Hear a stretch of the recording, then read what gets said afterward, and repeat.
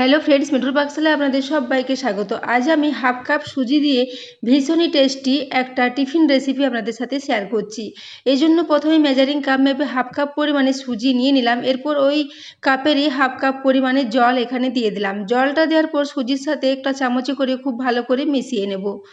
এটা মেশানো হয়ে গেলে 5 মিনিটের জন্য এটাকে ঢাকা দিয়ে একটু রেস্টে রেখে দেব। এদিকে আমি একটা মিডিয়াম সাইজের আলু খোসাটা ছাড়িয়ে এটাকে জলের মধ্যে ভিজিয়ে রেখেছিলাম। এই আলুটাকে একটা গ্রেটারের সাহায্যে এইভাবে গ্রেট করে নেব। তো বন্ধুরা, আমার আজকের এই ভীষণই একটা হেলদি এবং টেস্টি টিফিন রেসিপি যদি আপনাদের ভালো লেগে থাকে তাহলে চ্যানেলটি অবশ্যই সাবস্ক্রাইব করে আমার পাশে থাকবেন এবং পাশে থাকা বেল আইকনটি অবশ্যই প্রেস করে রাখবেন, তাহলে আমি যে কোনো নোটিফিকেশানে ছাড়ি না কেন সবার আগে তা আপনার কাছে পৌঁছে যাবে। তো দেখুন, এরপর আলুটাকে গ্রেট করে নিয়েছি। এরপর আলুটাকে ভালো করে আবারও একটু পরিষ্কার জল দিয়ে ধুয়ে নেব। এদিকে একটা পাত্র নিয়ে নিয়েছি, তাতে ওই আলুটাকে আমি আবার একটু ভালো করে জল দিয়ে ধুয়ে জলটাকে খুব ভালো করে নিগড়ে নিয়েছি। তারপর আলুটাকে একটা পাত্রের মধ্যে নিয়ে নিলাম। এরপর আমি যে সুজিটাকে 5 মিনিটের জন্য ভিজিয়ে রেখেছিলাম সেই সুজিটাকে এখন এই আলুর সাথে নিয়ে নেব। দেখুন, সমস্ত সুজিটাই আলুর সাথে নিয়ে নেব। সুজিটা জলের মধ্যে 5 মিনিট ভিজিয়ে রাখার জন্য সুজিটা খুব ভালো মতো ভিজে গেছে। এরপর সমস্ত সুজিটা এখানে নিয়ে নিলাম। এরপর এখানে কিছু আমি গোটা মশলা দিয়ে দেব। যেমন এখানে আমি প্রথমে নিয়েছি হাফ চা চামচ পরিমাণে একটু কালো জিরে এবং হাফ চা চামচ পরিমাণে দিয়ে দেব একটু গোটা জিরে, গোটা সাদা জিরে, যেটা আমরা রান্নায় ব্যবহার করি। এরপর এখানে দিয়ে দিলাম হাফ চা চামচ পরিমাণে চিলি ফ্লেক্স। চিলি ফ্লেক্সের পরিবর্তে আপনারা কাঁচা লঙ্কা কুচিও ব্যবহার করতে পারেন। এরপর এখানে আমি 1 মুঠো পরিমাণে কারি পাতা নিয়েছিলাম। সেই কারি পাতাটাকে খুব ভালো করে কুচিয়ে নিয়েছিলাম। সেই কারি পাতার কুচোনোটা দিয়ে দিলাম। এখানে আপনারা কারি পাতার পরিবর্তে ধনে পাতা বা কসুরি মেথিরও ব্যবহার করতে পারেন। তো দেখুন, এরপর আমি এখানে মেজারিং কাপ মেপে 1 কাপ পরিমাণে আটা নিয়ে নিয়েছি। এই আটাটা আমি অর্ধেকটা দিয়েছি এবং এর সাথে আমি স্বাদ মতো লবণটা দিয়ে দিচ্ছি। লবণটা যেহেতু আগে দেওয়া হয়নি সেজন্য লবণটা এই সময় দিয়ে দিলাম। এরপর এটাকে আমি হাতে করে একটু ভালো করে মেখে নেব। যেভাবে আমরা লুচি বা কচুরির ডো তৈরি করি সেরকম একটা ডো আমরা তৈরি করে নেব। তো দেখুন, এইভাবে আমি অর্ধেকটা পরিমাণ আটা দিয়ে প্রথমে কিছুক্ষণ মেখে নেব। তারপর বাকি যে আটাটা আছে ওটাকেও অল্প অল্প করে দিয়ে এর একটা ডো মতো তৈরি করে নেব। তো বন্ধুরা, আমার আজকের এই রেসিপিটা যদি আপনাদের ভালো লেগে থাকে তাহলে বন্ধুদের সাথে অবশ্যই একটু শেয়ারও করে দেবেন এবং রেসিপি পছন্দ হলে অবশ্যই একটা লাইক করতে ভুলবেন না। তো দেখুন, এরপর আমি এটাকে অল্প অল্প করে আটা দিয়ে খুব ভালো করে একটু মিশিয়ে নিচ্ছি। তো বন্ধুরা, এই রেসিপিটা আপনারা বাচ্চাদের স্কুলের টিফিনে বা সকালের ব্রেকফাস্টে বা এটাকে রাত্রিবেলায় ডিনারও আপনারা তৈরি করে নিতে পারেন। এটা ভীষণই একটা টেস্টি রেসিপি। তো দেখুন, এরপর আমি পুরো আটাটাই এখানে দিয়ে দিলাম। তারপর আবারও এটাকে হাতের সাহায্যে খুব ভালো করে মেখে নেব।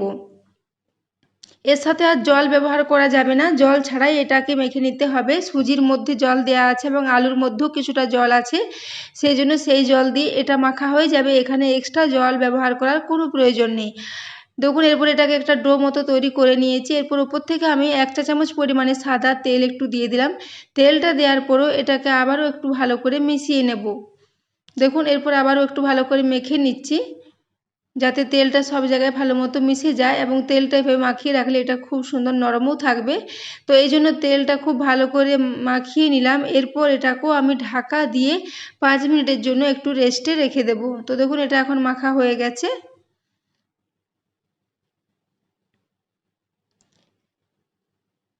এটা এখন এইভাবে একটু রেস্টে রেখে দেব।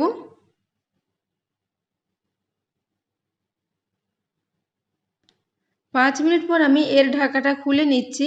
এরপর আমি এটাকে আবারও হাতের সাহায্যে একটু মেখে নেব। এটা একটু নরম নরম করেই মাখতে হবে। এটা খুব বেশি শক্ত করে মাখা যাবে না, একটু নরম হবে, তাহলে এই রেসিপিটা তৈরি করতে সুবিধে হবে। তো দেখুন, এটাকে আমি আবারও একটু নেড়ে চেড়ে মেখে নিলাম। এরপর এর থেকে আমরা যেভাবে লুচি বা কচুরি তৈরি করি সেই রকমের একটু ছোট ছোট আকারের লেচি এর থেকে এভাবে কেটে নেব। তো দেখুন, একদম লুচির মতো ছোট ছোট হবে না, আমরা যেভাবে কচুরি তৈরি করি সেই রকম সাইজের এগুলো হবে।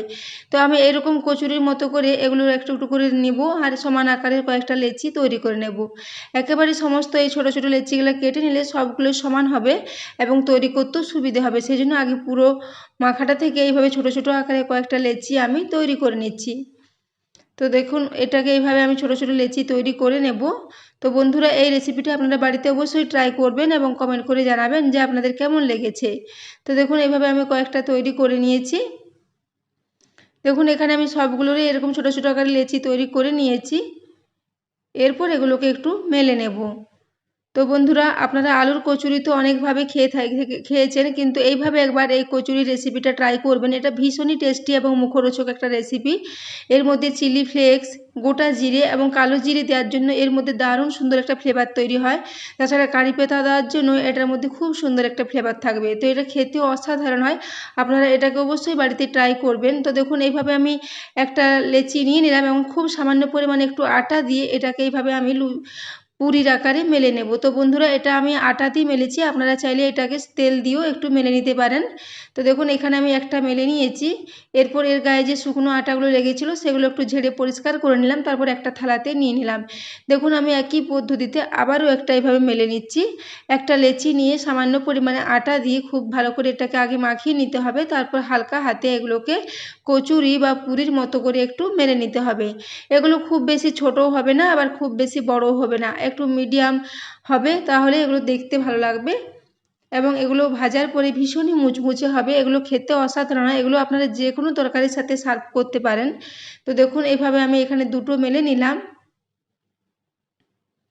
এগুলো দেখুন, এগুলো খুব বেশি মোটাও না, আবার খুব বেশি পাতলাও না। এখানে দুটো মেলে নিয়েছি। ওই একই পদ্ধতিতে আমি আবারও 4টা মেলে নিয়েছি এবং এইভাবে আমি সমস্তগুলোই আগে মেলে নেব, তারপর এগুলোকে তেলে ছেঁকে নেব। এদিকে আমি সাদা তেল গরম হওয়ার জন্য বসিয়ে রেখেছিলাম। তেলটা খুব ভালো মতো গরম হয়ে গেছে। এরপর প্রথমে একটা কচুরি এখানে দিয়ে দিলাম। তো এরপর এটাকে আমি একটু উল্টে পাল্টে লাল লাল করে ভেজে নেব। এই কচুরিগুলো সবগুলো হয়তো ফুলবে না, কারণ এর মধ্যে গোটা জিরে, কালো জিরে কিংবা কারি পাতা দেওয়া আছে, সেজন্য এগুলো অনেক সময় ফুটো হয়ে যায় ভাজার সময়, সেই জন্য এগুলো সবসময় ফুলে না, কিন্তু কোনোটা ফুলবে এবং এটা খেতে টেস্টটা বন্ধুরা অসাধারণ হয়। আপনারা এটাকে আলুর তরকারি বা আলু মটরের তরকারি বা কাবলি ছোলার তরকারি যে কোনো সবজির সাথে এটাকে সার্ভ করুন, খেতে অসাধারণ লাগে। সকালে ব্রেকফাস্টও এটাকে বানিয়ে নিতে পারেন। ভীষণই একটা টেস্টি রেসিপি। তো দেখুন এভাবে আমি একটা প্রথমে ছেঁকে নিলাম। এইভাবে আমি আবারও কয়েকটা একই পদ্ধতিতে ছেঁকে নেব। তো বন্ধুরা, আপনারা এই রেসিপিটা কেমন লেগেছে অবশ্যই কমেন্ট করে জানাবেন। লুচি বা পুরি আপনারা তো অনেকভাবে খেয়েছেন, কিন্তু এইভাবে সুজি ও আলু দিয়ে এই কচুরি রেসিপিটা অবশ্যই একবার ট্রাই করবেন। এটা ভীষণই টেস্টি হয়। তো দেখুন এইভাবে আমি আবারও দ্বিতীয়বারের একটা দিয়ে দিলাম। এটাকেও আমি উল্টে পাল্টে একটু লাল লাল করে ভেজে নেব। আমি গ্যাসের ফ্লেমটা প্রথমে হাইয়ে ভালো করে তেলটা গরম করে নিয়েছিলাম হাই ফ্লেমে, তারপর মিডিয়াম ফ্লেমে সমস্ত লুচি বা পুরিগুলো দেখুন এই দ্বিতীয়বারের লুচিটা আমার ভীষণ ভালো মতো ফুলেছে। এরকম কোনোটা ভীষণ ভালো মতো ফুলবে এবং কোনোটা হয়তো ফুলবে না। তো না ফুললেও কোনো অসুবিধে নেই, এগুলো খেতে ভীষণই টেস্টি হয়। তো দেখুন এইভাবে আমি সমস্ত লুচি বা কচুরিগুলোকে ছেঁকে নেব, তারপর এগুলোকে সার্ভ করে দেবো। দেখুন এখানে আমার অনেকগুলোই ছাঁকা হয়ে গেছে। এরপর এগুলোকে আমি একটা প্লেটের মধ্যে সমস্ত নিয়েছি এবং সার্ভ করে দিয়েছি। এটাকে আপনারা যে কোনো সবজির সাথে সার্ভ করতে পারেন, খেতে অসাধারণ লাগে। তো দেখুন এইভাবে আমি সমস্তগুলোই ছেঁকে নিয়েছি, তারপর সবগুলোই একসাথে আমি দিয়ে দিয়েছি। তো আমি যে পরিমাণে এখানে তৈরি করেছিলাম সেটাতে মোট 4 জনের খাওয়া হয়ে যাবে। তো দেখুন এগুলো ভাজার পরও ভীষণই সফট এবং নরম থাকে। 1-1.5 ঘন্টা পরেও এগুলো একই রকম থাকে। তো আপনারা বাচ্চাদের টিফিন বক্সে দেওয়ার জন্য এরকম রোল পাকিয়ে এগুলো টিফিন বক্সে দিতে পারেন। তো বন্ধুরা, এতক্ষণ পর্যন্ত রেসিপিটি দেখার জন্য আপনাদের অশেষ ধন্যবাদ।